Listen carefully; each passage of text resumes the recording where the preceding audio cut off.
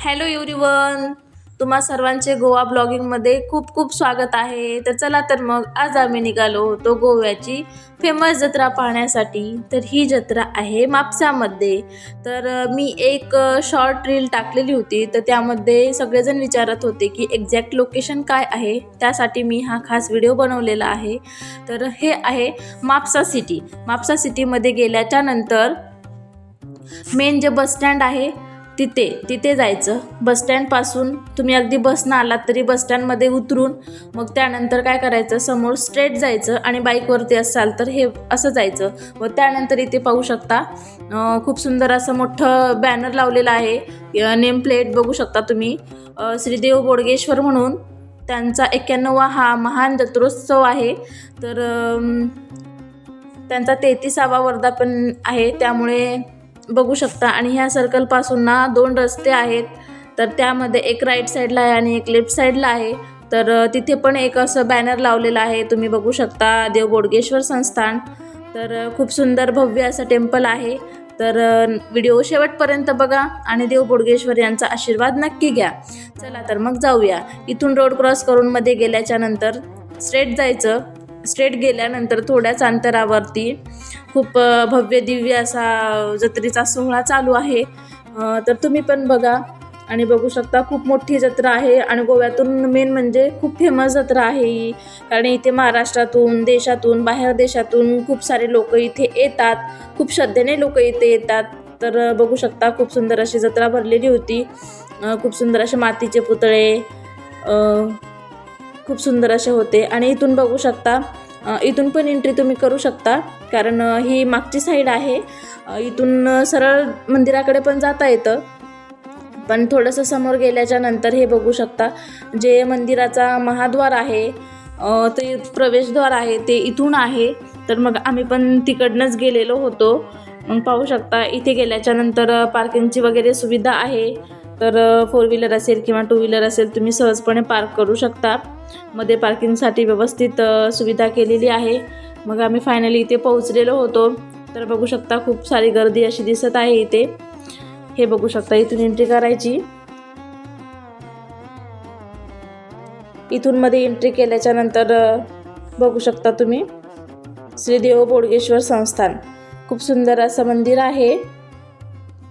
आणि सध्या गोव्यातील ही फेमस जत्रा असल्यामुळे इथे खूप भक्तांची इथे गर्दी आहे. तर आम्ही पण इथे गाडी पार्क केलो आणि मंदिराकडे गेलो. मंदिराकडे गेल्याच्या नंतर इथे बघू शकता, दर्शनासाठी रांगेत उभा टाकलेलो होतो आणि खूप शांतपणे इथे दर्शन चालू होतं. खूप सिस्टमॅटिक्स, गर्दी नाही, काही नाही. आणि आपल्या सेफ्टीसाठी इथे पोलीससुद्धा होते.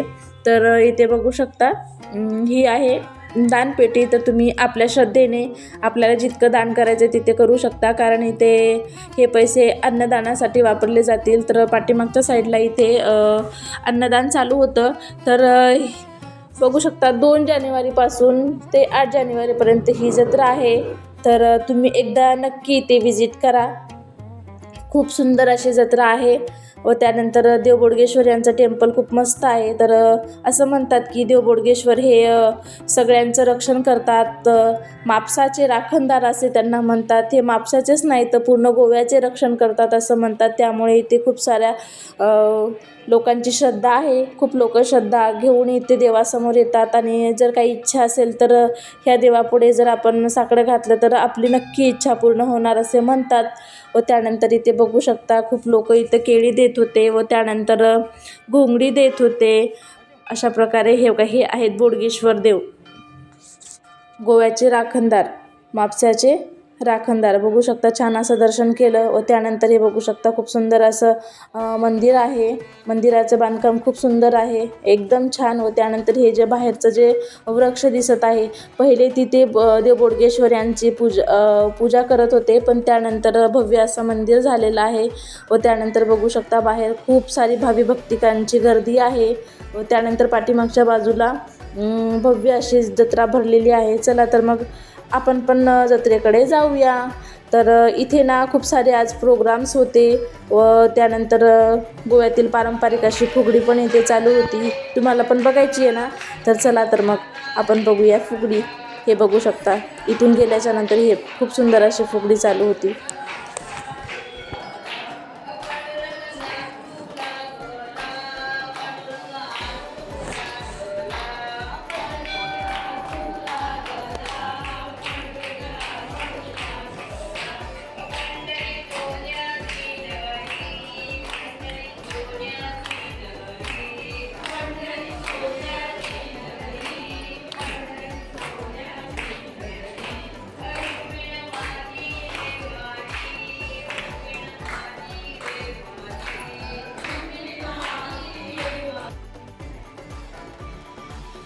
फायनली आम्ही बाहेर आलेलो आहोत मंदिराच्या बाहेर.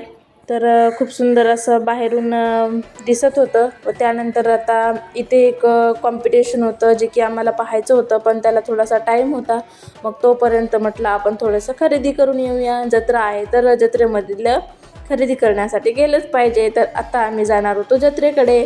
तर तुम्हालाही पाहायचे जत्रेमध्ये काय काय आलेलं आहे तर नक्की बघा. तर इथे बघू शकता खूप भव्य अशी जत्रा भरलेली होती. ते अगदी 50 रुपयापासून ते 100 रुपयापर्यंत लेडीज बँगल्स होत्या.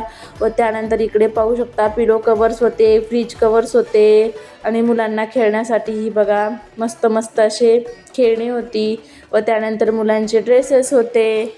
व त्यानंतर घरात लागणारं सर्व स्टीलचं साहित्य वगैरे होतं. त्यानंतर इथे मुलींसाठी 50 रुपयापासून ते अगदी 50 रुपयापासून एकदम स्वस्तात स्वस्त असे ड्रेसेस होते. व त्यानंतर पारंपरिक ड्रेसेससुद्धा इथे अवेलेबल होते. व त्यानंतर इकडे पाहू शकता तुम्ही म्हणजे इथल्या ना ही एवढी मोठी यात्रा भरती ना, इथे कुठली गोष्ट भेटत नाही असं नाहीच आहे. कारण इथे ना राजस्थानहून लोक आलेले आहेत. तर त्यांच्याकडे इथे खूप सुंदर अशा पर्स, लेडीज ज्वेलरी व त्यानंतर साड्या म्हणा, ड्रेसेस, टॉप्स एकदम स्वस्त रेटमध्ये आहेत. तर तुम्ही पण इथे एकदा नक्की विजिट करा आणि ह्या जत्रेचा आनंद घ्या.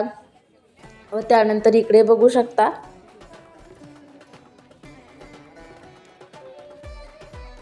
हे आहेत curtains, Windows curtains, door mats वगैरे सगळं इथे भेटत होतं. व त्यानंतर सगळ्यात महत्त्वाचं म्हणजे आपल्याला परवडेल अशा रेटमध्ये इथे सगळं साहित्य मिळत होतं. त्यानंतर आम्ही पण इथे बरीचशी खरेदी केली.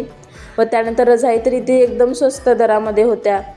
ब्लँकेट म्हणा, बेडशीट्स म्हणा व त्यानंतर आपल्याला पाहिजे ती वस्तू इथे मिळत होती आणि त्यात पण एकदम स्वस्त अशा रेटमध्ये. तर बघू शकता तुम्ही. व त्यानंतर इथं किड्स बघू शकता, किड्स डॉल पण खूप सुंदर अशा होत्या. व त्यानंतर पुढे ना इथे ना मुलांना खेळण्यासाठी कुठले कुठले गेम्स आले आहेत चला तर मग आपण पाहूया. ते थोडंसं पाठीमागच्या साईडला होतं. तर तुम्ही पण व्हिडिओ शेवटपर्यंत बघा म्हणजे तुम्हाला पण समजेल. हे बघू शकता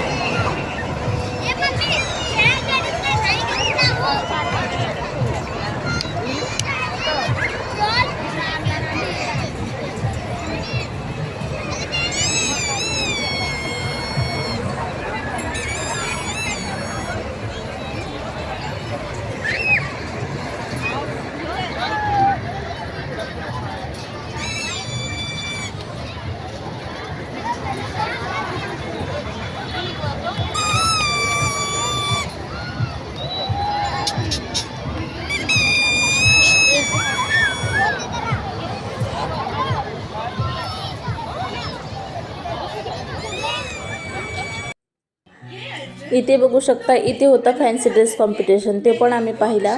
खूप सुंदर होता. अनंत रूप का तुझे दर्शन कराया, ये जो सीमा रहित विराट रूप तुम देख रहे हो, वो आज से पहले मैंने किसी को नहीं दिखाया. तुम पर केवल स्नेह के कारण मैंने तुझे इस रूप का दर्शन कराया. तुझे व्याकुलता नहीं होनी चाहिए. हे पांडव पुत्र, मेरी ओर देख. मैं समस्त लोगों का नाश करने वाला अकाल हूँ. मेरे मुंह में प्रतीक्षण हजारों सृष्टियां. हे बघू शकता. नाईट व्ह्यू एवढा सुंदर दिसत होता. एकदम रोषणाई जिकडे तिकडे छान असं एकदम स्पिरिच्युअल वाईब इथे येत होती. यानंतर हे बघू शकता इकडे खूप सुंदर वाटत होतं. व त्यानंतर तुम्ही पण गोव्यातून असाल तर नक्की एकदा इथे विजिट करा.